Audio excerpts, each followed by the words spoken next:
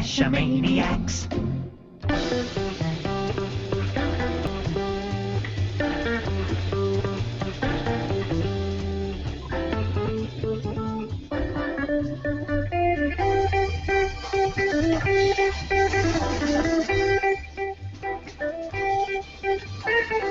GeoGearHeads. Well, welcome to the 242nd episode of the GeoGearHeads. I'm the bad cop with our illustrious host, Daryl W4, and tonight we're talking about blogging. I almost said logging. We're not talking about logging, but we're talking about blogging. And Daryl, we have a couple of great guests with us tonight. We do, and I don't know that they know very much about logging, but maybe we should do a show on logging.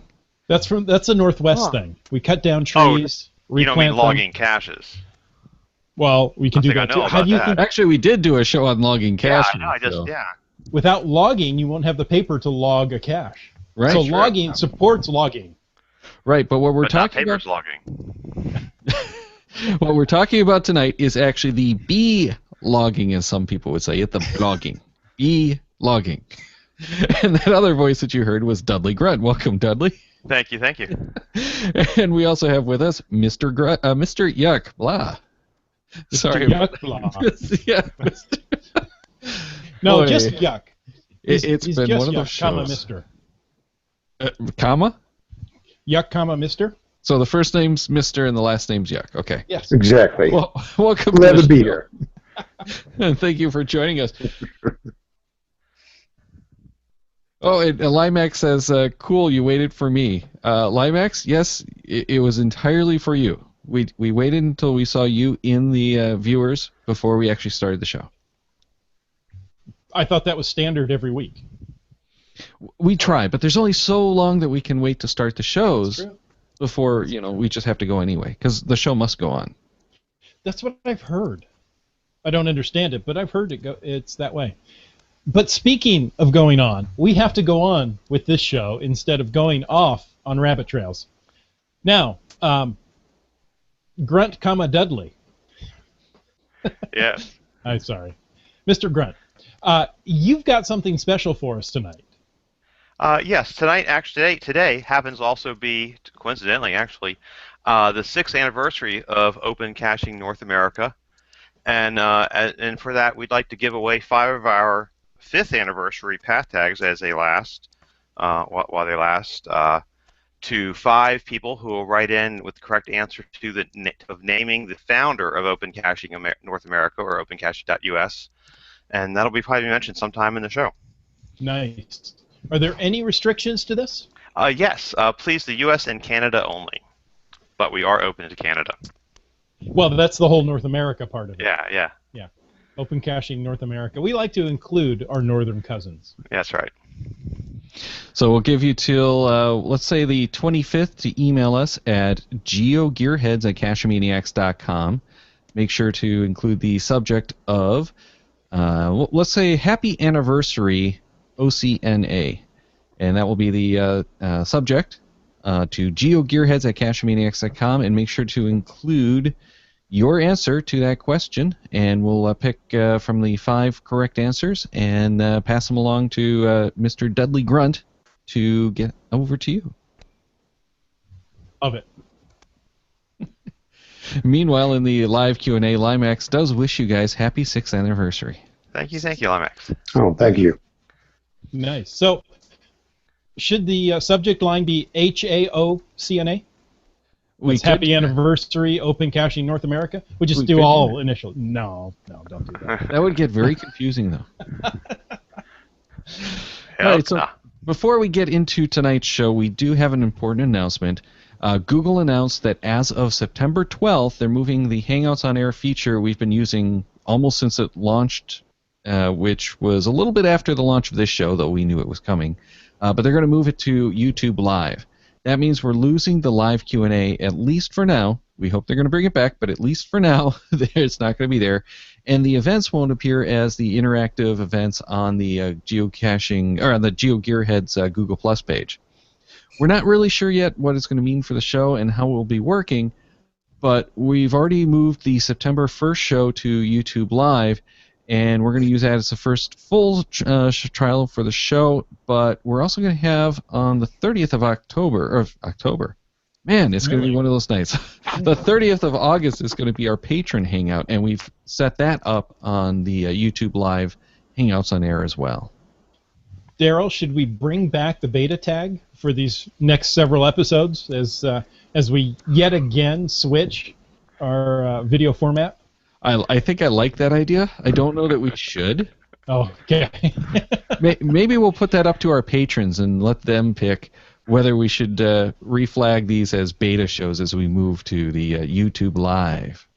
Well, if any of our listeners happen to be, I don't know, relatively new within the last couple of years, let's say that, the show started out with a beta tag because we weren't sure if Hangouts on Air was going to launch on schedule and how effective it would be. Well, it's held us here for several years now, and we're very happy with it. However, the Googles have decided. Yeah, well, it really does make more sense. Yeah, the whole thing with the Hangouts on Air is that it is going through YouTube, it is streaming through YouTube and everything, and it's more of a broadcast. So it does make more sense that it's off on YouTube than in Google+. But I'm really going to miss the Google Plus calendar links, and that was something I really grew to love because you just say yes, I'm going to attend, and it's automatically in your Google Calendar, and that's going to be gone. Right. Shermanator 18. Sorry, I forgot there. Says, well, what's the difference? Well, there are some differences. The Q&A may or may not work. Right now, we're leaning towards not, but there may be a chat within the YouTube Live that's coming up. And there was some interconnection with Google+. Now, Google's going through and removing the Google+ requirement on many of its services. And this is one of them. So they're moving it out of Google+ into YouTube Live, which I agree with you, Daryl. It does make sense. That seems like where the property should be. But that does create some difficulties for us. Yeah, it's going to be a little bit of a growing pain, and like Shermanator 18 said, she loved those Google Plus links, and I did too, but we're still going to have it. We know, though, for now, we don't have that live Q&A. That has not come over. They haven't said for sure whether it's going to or not. We're hoping it is, but in the meantime, they do have a chat in the YouTube that Bad Cop mentioned. Hopefully, that's going to work. We don't really know. Right. We have to try it. So exactly. The first few shows are definitely going to be beta shows, even if we don't label them that way. So patrons, we'll probably put a post on the Patreon page and ask you guys what you think we should do, beta or not beta, just for fun. But no, Limex, we're not going to go back to Ustream. Among other things, I think Ustream might have closed down the non-corporate feeds. Let's just do FaceTime. Ooh, no, that doesn't really work so well. No, it doesn't. Until we figure out what we're doing, you're still going to be able to find our schedule on GeoGearHeads.com/upcoming. And there are still links to all those upcoming shows and to translate the event to your local time. So continue to head over to our website, that's GeoGearHeads.com/upcoming, and check out that list and add them to your calendar.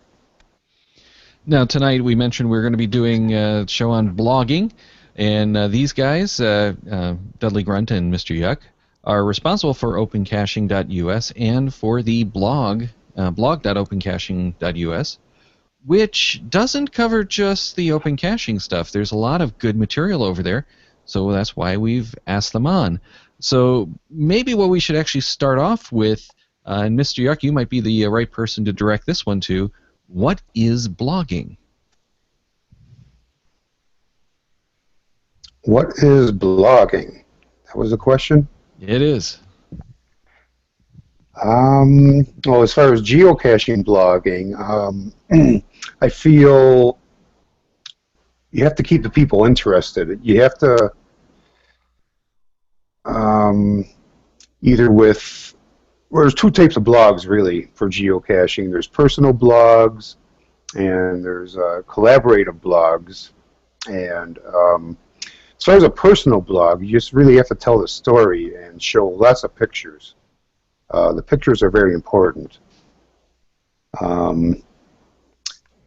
And you just have to really be able to write a good log. If you write a good log, you can write a good blog. You really have to tell the story about your caching adventures.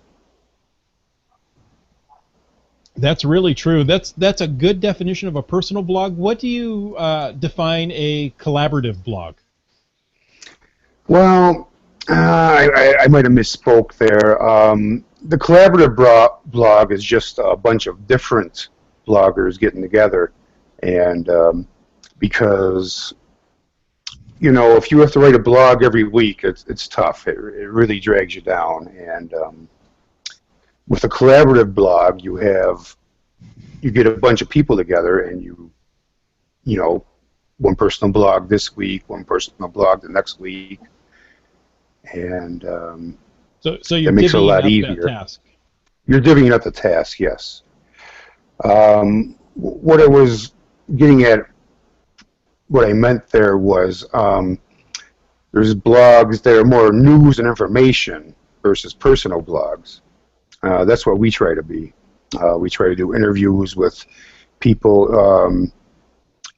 people out in the geocaching community, vloggers, and that sort of thing.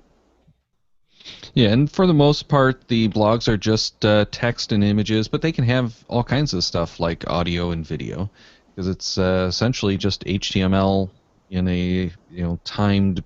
Usually, it's displayed chronologically. That's the word I was looking for.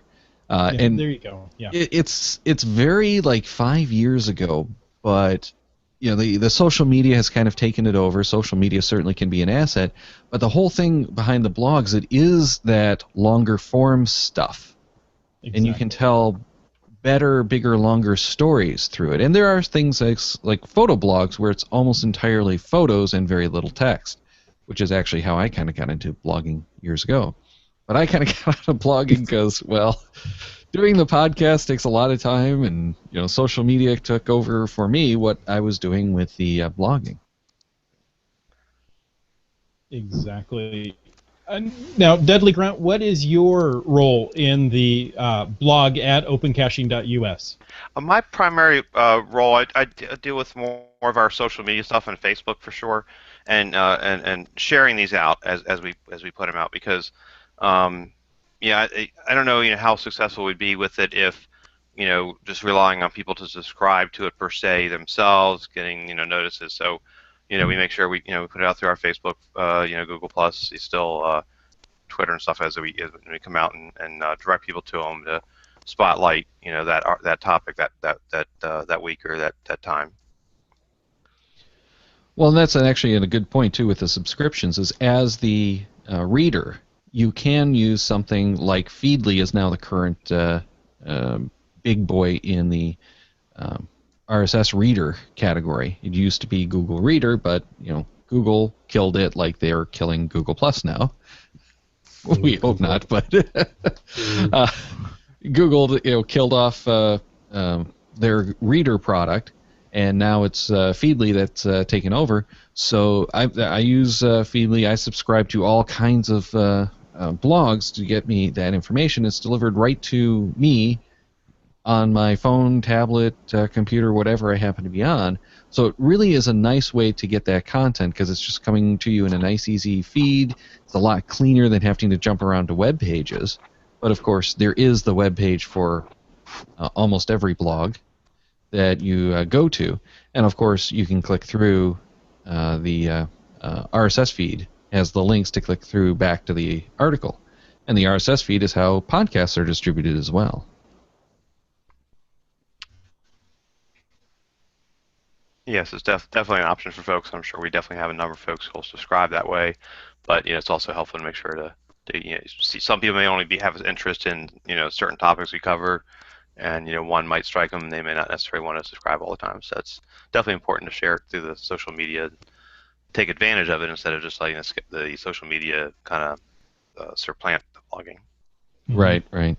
Well, social media has become the go-to for so much these days, but you're still limited as to what you can put in there, and that's one of the nice things about having the blog behind it is you can tell those bigger, longer stories and then just use the social media to share it out and get your interaction. So, I was going to ask, what are some of the things that you talk about on your blog? I know you mentioned a few, but I'm thinking you've done something special on your blog in the past week that you may want to brag about. Oh yeah, we might want to brag about that.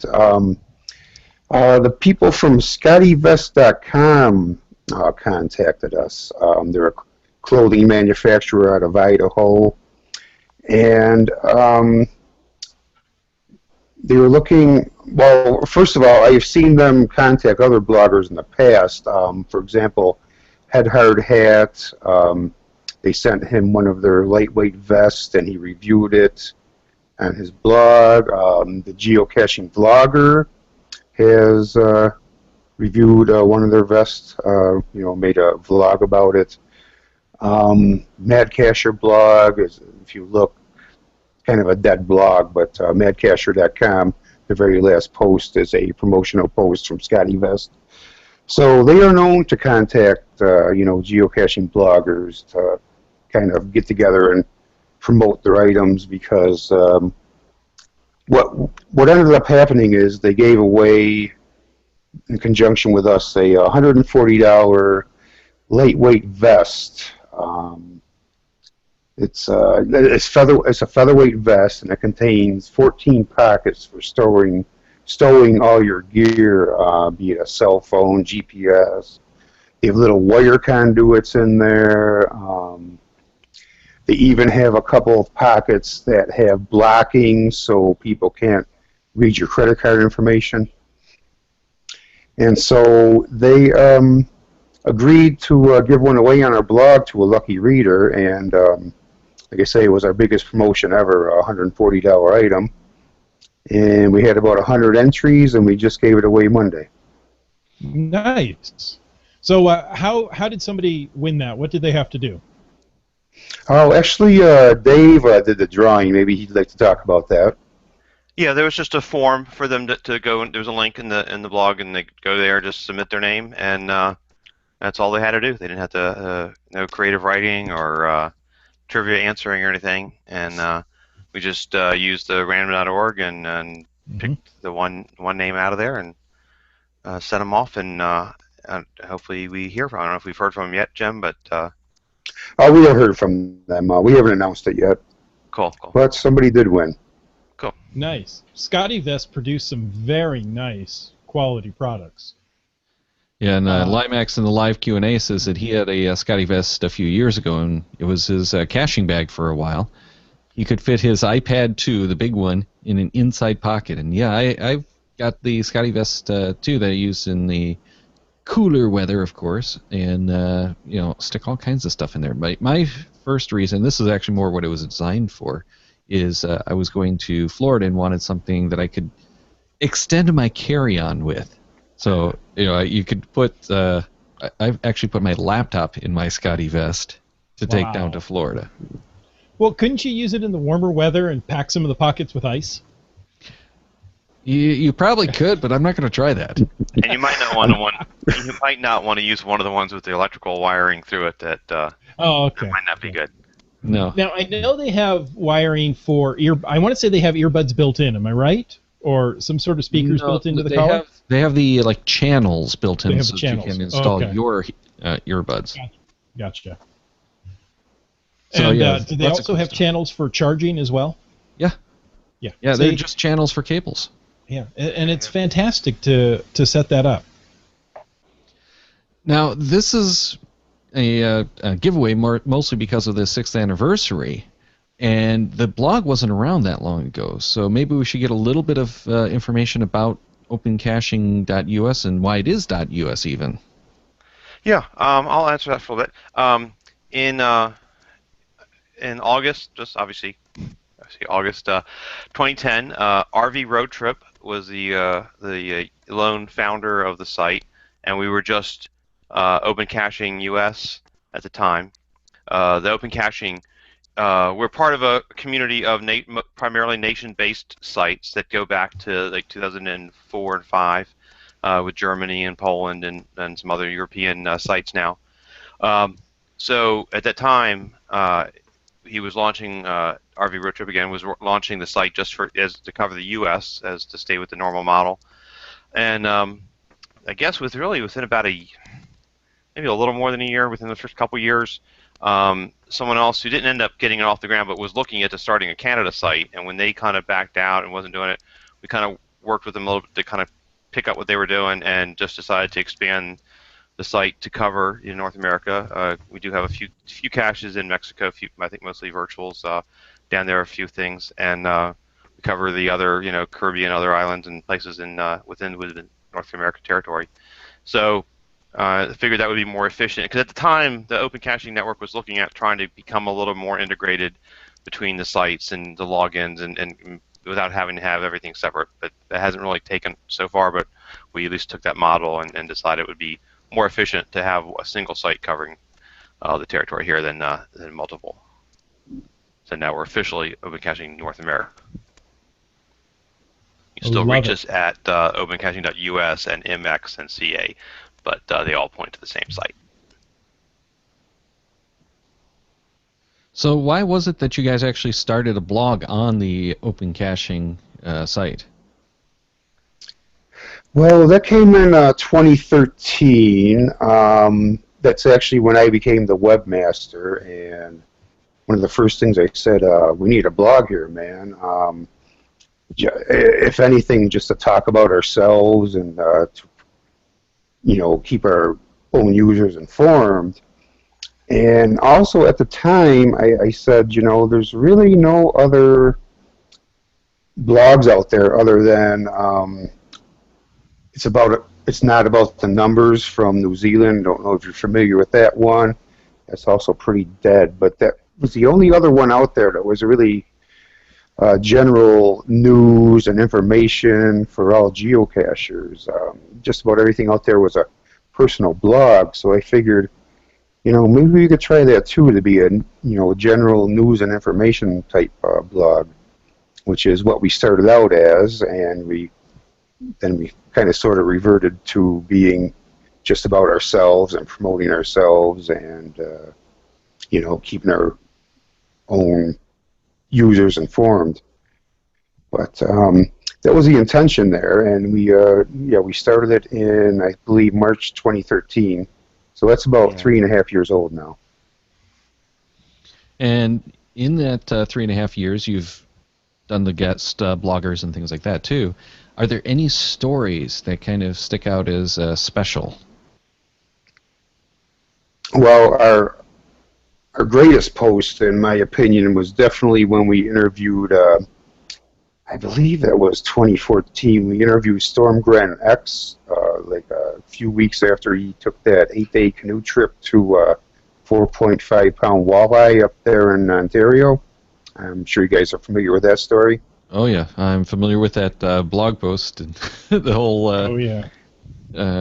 excitement following it too.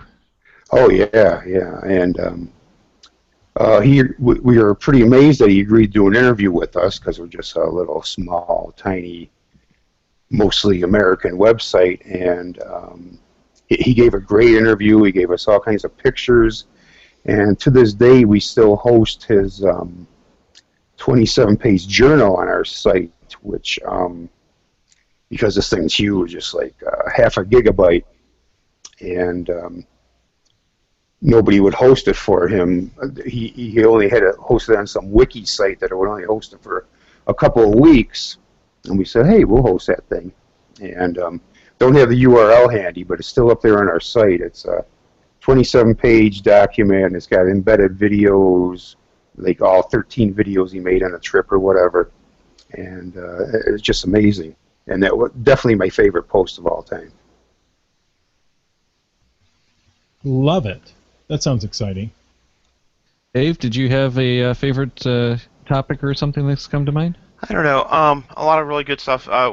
two of them that I still end up sharing with people, because especially when they're new to our site and are trying to figure out who we are and are wondering, do we make GPS units or something, is two of our first ones Jim did together was a two-part thing, kind of explaining, kind of the history behind open caching as the international set of sites, and then what was the deal with opencaching.com and with us, and how come all this. So it's still very useful. At one point it was some of our highest visited blogs, I think. I'm not sure where that is now, but still very handy sometimes to share with folks that are new and trying to figure out who we are.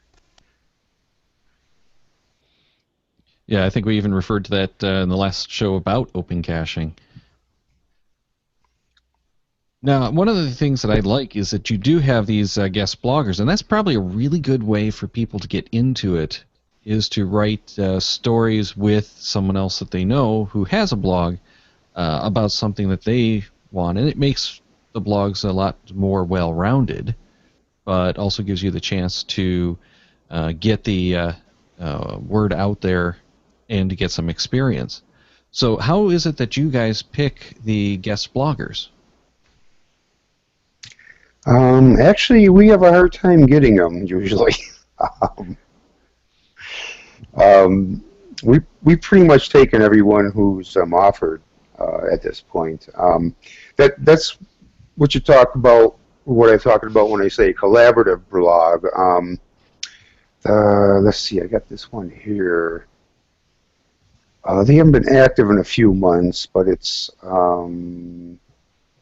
CacheCrazy.com is a collaborative blog, and I think I just clicked on it. They have all their authors on the side here.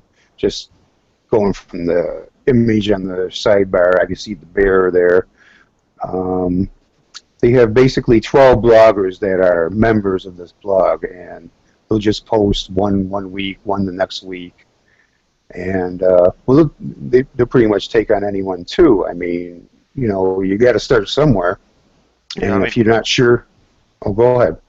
I was just going to say, we do sometimes see, get emails in contacting us, and it's really just, I guess I would just call it, spam attempts to try to sell whatever kind of random products that So obviously, sometimes you get those things, and it's like, well, yeah, you're not really fit here, But Scotty Vest was a great one because, obviously, it's definitely caching oriented, and people, big, great thing for great product for our users. So that made perfect sense. But sometimes we do get just unsolicited things.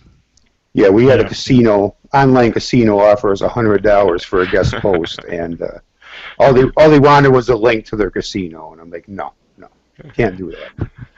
Yeah, that would be kind of bad form. But if someone did want to try doing like a guest post of this really cool caching adventure that they had, or talking about their vacation caching, you guys would be interested in checking it out. So how would that work if someone were to approach you with that? They would email us to our contact address, and we'd ask to see us, basically the post before they posted it, and in most cases so far, other than the spammers trying to spam a casino or whatnot, they've all been pretty good, and we put them up. No problem there.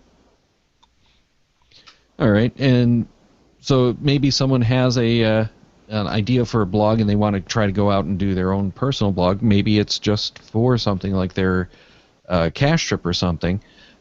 Did you want to talk maybe a little bit about the different blogging platforms and their advantages for people who might want to get started? Sure. Blogger.com is probably the easiest for a beginner.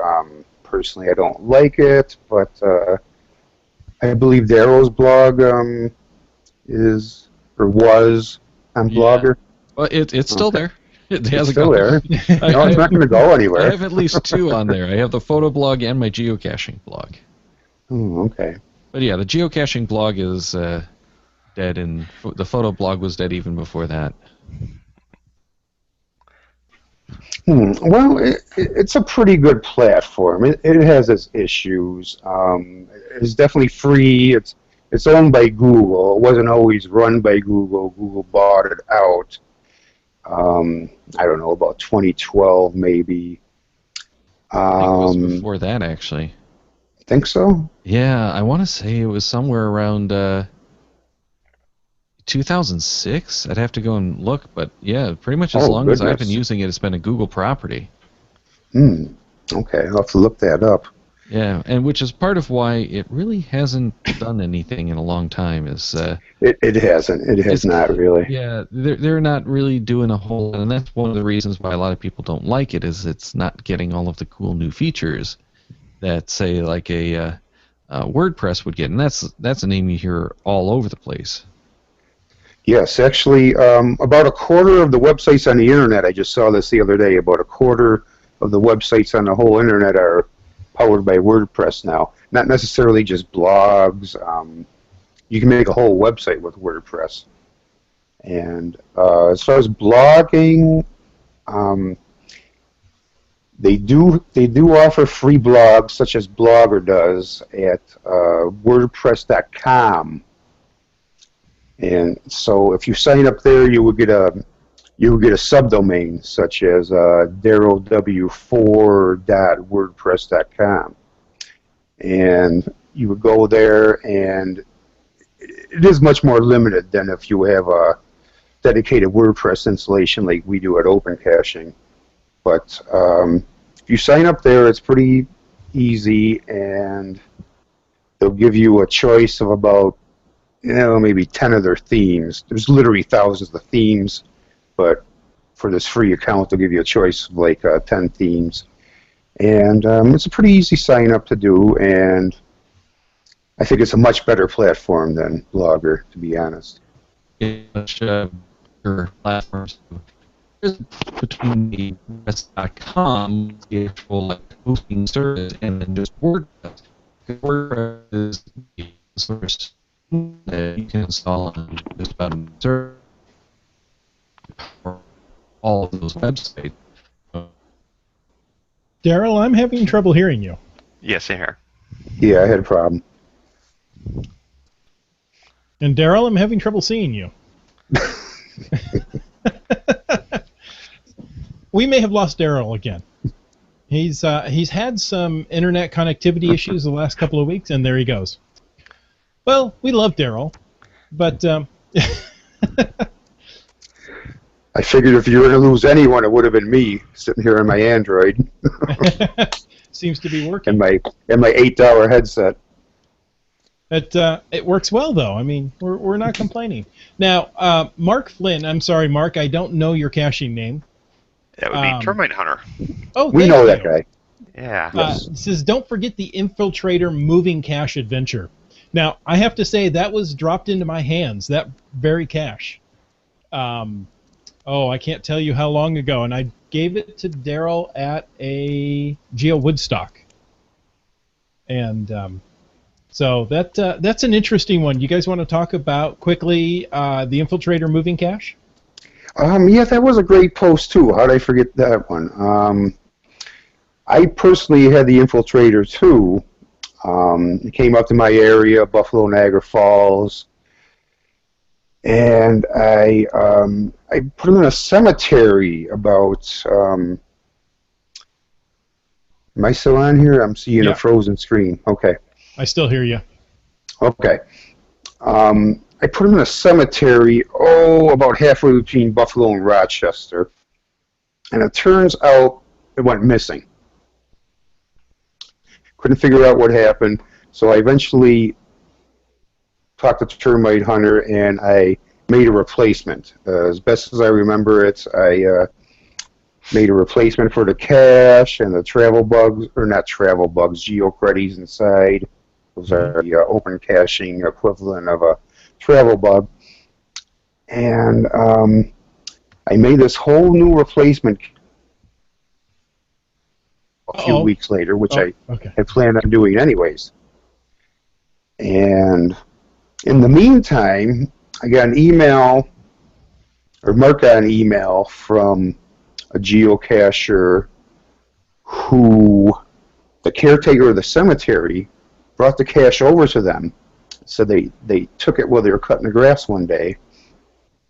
And the reason they took it to this geocacher is because of geocaching.com travel bug in it, as well as the GeoCredits and so forth. And eventually, they made the caretaker return it, and I drove, as soon as I heard the return, I drove out 50 miles, probably 100 miles round trip, to pick up the original infiltrator that was muggled by the that was muggled by the caretaker of the cemetery, and then I mailed it to the guy in Ohio, which I had given my replacement infiltrator to, and had him throw that out. So it was pretty interesting. The cache went missing for a couple months, but it was retrieved and still lives on. I believe it's it might be close with the Space Coast geocaching store. They have a cache out front. It might be close, tied with that one for the most logged cache on our site. Wow. Nice. Yeah, and it's one I still haven't seen, so I'm still looking to get that sometime. You still haven't seen that? No. Oh, sorry, Dudley. Now I feel responsible somehow because it was in my hands. I took it to several events while I had it, and then, like I said, gave it to Daryl at Geo Woodstock, and I don't know what he did with it. And since he's not here to defend himself, let's make up a story. No, we won't do that. We won't do that, but I believe it's alive and well in Texas right now. Oh, good. Well, the last log I see looks like from this month. Looks like it is in Wisconsin, which is a good excuse for you to go out. Wisconsin's the only state east of the Mississippi I still need to find a cache in, so maybe that's a good excuse. What are you waiting for? I don't know. I was hoping to maybe next year finally get to West Bend, but I don't know, maybe I need to run out there tomorrow.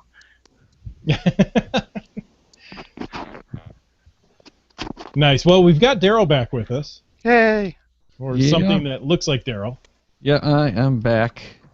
Definitely having some computer problems, though, tonight. Yes. Well, we're blaming it on the Googles.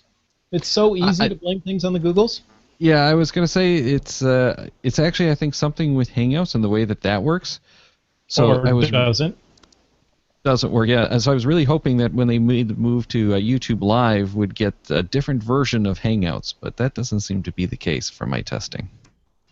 That's a shame. Well, Daryl, just to bring you up to speed, we just talked about the infiltrator moving cache a little bit. So excellent. And now, what did you do with it after I left it with you? You know, I'm not sure where it ended up going, but I passed it off to another cacher in the area. Okay. It's in Wisconsin right now. Ah, excellent. So good, because if it was missing, we were going to blame it on you. You weren't here to defend yourself. Well, and the worst part was I passed it off to the other cacher. He's like the only other one in this area I know of who actually uses OCNA, and he didn't log it for like 2 or 3 months, and I was starting to get really worried about it. And I bugged him a couple of times, and he's like, "Oh yeah, I just have been really busy." Yeah. So it's good to see it finally moved again. By the way, I had looked up while we were talking earlier. It was all the way back in 2003 that Google acquired it from Ev over at now Twitter fame. Oh my goodness! Wow. But yeah, that's the money that built Odeo and eventually Twitter. Wow. See, everything is connected. 6 degrees of separation. And yeah, how's Kevin Bacon involved? You know, I'm sure he's an investor in something. Okay. Yeah. Okay. So one of the things that we mentioned over and over again is that blogging is not as easy as it might sound, and with so much happening on social media, a lot of us have moved to that.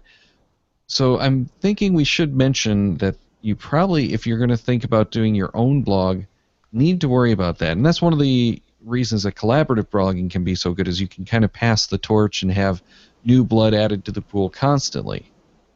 But that doesn't necessarily mean you can't do like that vacation blog and then just, every time you do your vacation, you could add or not add to the posts on it. But you be aware that if you're going to do this blogging thing, that this is a very real possibility that you could just pod fade. Yeah, or blog fade. Blog fade, yes. Yes, more likely. Daryl, that's a really good point, because you may have a great story or two. I can't write a story every week, an interesting one that people will want to read. I can throw words out there, but that doesn't mean they're interesting.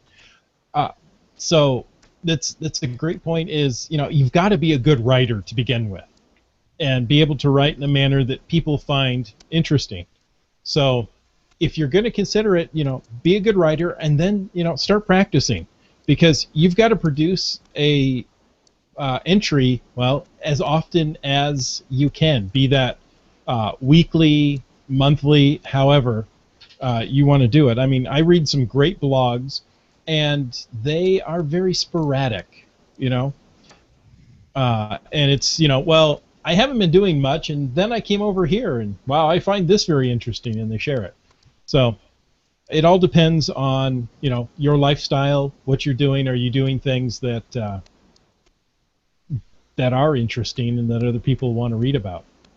Yeah, I mean, I've made the attempts from time to time to try to keep a blog, but I'll do one or two, and then it's another year or so before it's like something else is going on. It's it's tough to do it regular.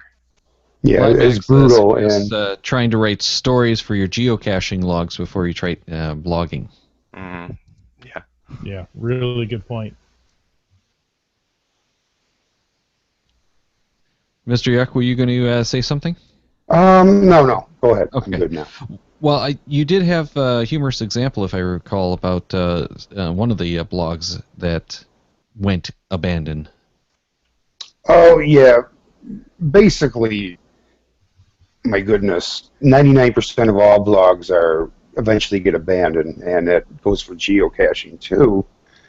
There was this one, treasureislandcaching.com. I got it up right here. treasureislandcaching.com. It was a blog started in, I believe, about 2011 by a couple from Newfoundland, Canada. And they're going along great about blogging in Newfoundland. They had a Cache of the Month, and they had they interviewed cachers. They featured cachers all the time. They told about their own adventures, and then they just stopped. And I just in preparation for the show, I was looking at all the links on our website, at opencaching.us. On the top bar, there's a link section, and it's got geocaching blogs, podcasts, geocaching videos, and we need to clean this up big time because half of them are dead. But this one in particular, Treasure Island Caching, I noticed was hacked. If you go there, and right now it's not Treasure Island Caching, it's Treasure Island Tree Removal, because the hackers are trying. It's a WordPress blog, and so one thing about WordPress, by the way, if you have a dedicated WordPress installation, everybody's going to try to hack into it. Mm-hmm. I mean, literally on our own blog, we might have 100 hack attempts a day. So this thing was hacked, and these tree removal spammers got into it. They removed all the content they had about caching in Newfoundland. And if anybody cares to go there and check it out, it's just tree removal in Cleveland, and that's the whole site right now. Yikes. So, yeah, it's pretty interesting. So there's a good tip is if you're done with the blog, you probably want to take it down. Yes. Especially on WordPress. And yeah. It's also a public service announcement. If anybody happens to know this couple that runs this blog or used to run this blog in Newfoundland, you could tell them it's been hacked since 2014. That's a shame. All right, before we wrap this up, do you have any blogs that you'd suggest which are still active that you'd suggest people check out? Yeah, a current one I really like is from a lady in Ireland. It's she definitely started it probably less than a year ago. Maybe I can see her blog roll here. It's called The Geocaching Junkie: The Adventures of an Irish Geocaching Addict, and her URL is thegeocachingjunkie.com. Her name's Sarah. I've never met her or talked to her. Hope to interview her for our blog someday. But it's an awesome blog. And who else is still out there? I mean, Head Hard Hat's still out there. He doesn't post as much as he used to. The Bear and only Google bot reads this blog. He's still out there. It's not always all about geocaching. Let's see. Peanuts and Pretzels is a good one. They are a couple that travels the world quite a bit. You guys familiar with that one? Oh, yeah. We've had them on the show twice, I believe. Twice? Okay, yeah. That's a good one. They're still active. It's not always all about geocaching. Hope I didn't forget anyone. Memphis Mafia, is he online? I can't see. He has a nice personal blog. Yep, they have a blog. I know Yeah, Land Monkey has a blog. Yeah, Land Monkey's got he hasn't been as active as usual, but that's a good blog. You've already mentioned CacheCrazy.com, but they have a Yes. good blog as well. So Yes. Let's see what else is on our links here. I actually had a list, but I lost it for the show here. I think you also had Wash Knight out of the UK. Oh, yes. Wash Knight out of the UK. He's actually a blind geocacher who we have interviewed on our blog, and it's an excellent blog. And the Excellent. Gardeners, also out of the UK. Yes. I don't read that one too much myself, but I see it's very active, and it's a beautiful blog. It's a WordPress blog. It looks better than ours, to be honest. And then the Bitchy Cacher And was the last one that you had. what was that one? The Bitchy Cacher. Oh, Bitchy Cacher, yes. She's kind of strange. She shows up on the first page of a Google search if you do just type in geocaching blogs. I figure out who she is. But I know she's definitely Canadian because she talks about kilometers to the cache or hydro poles instead of like electrical poles, or telephone poles, as we say. So I know she's definitely Canadian, but she's kind of sporadic, but she's pretty funny. Excellent. So some great ones to check out. And thank you again, gentlemen, for joining us tonight and for that prize. Sure thing. Thank you for having us again. yeah, Yep, no problem. Thanks. And don't forget, patrons, that on the 30th, that's just a couple of weeks away, not even a couple, just like a little over a week away from now, we're going to have that patron hangout. So watch patreon.com. And we thank all of our patrons for their support that helps keep this show coming.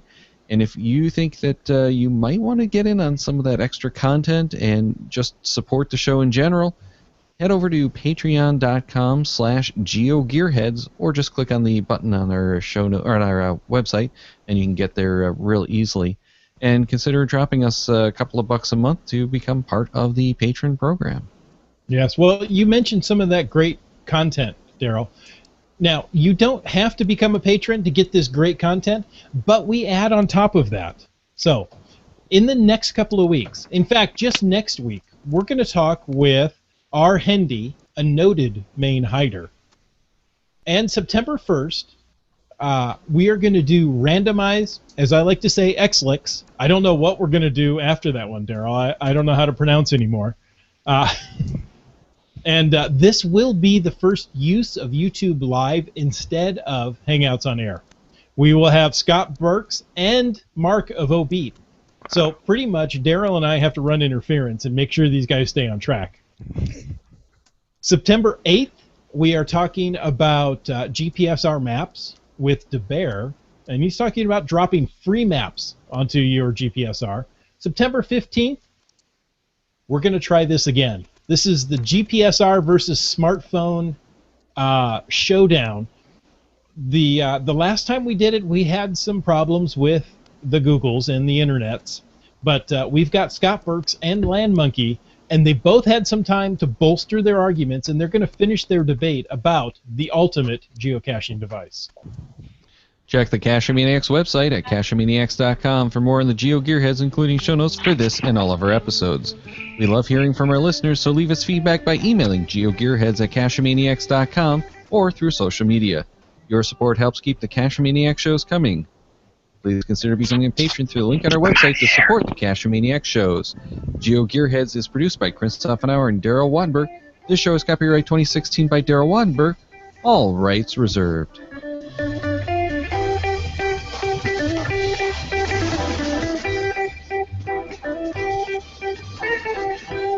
Cash with the Cachemaniacs.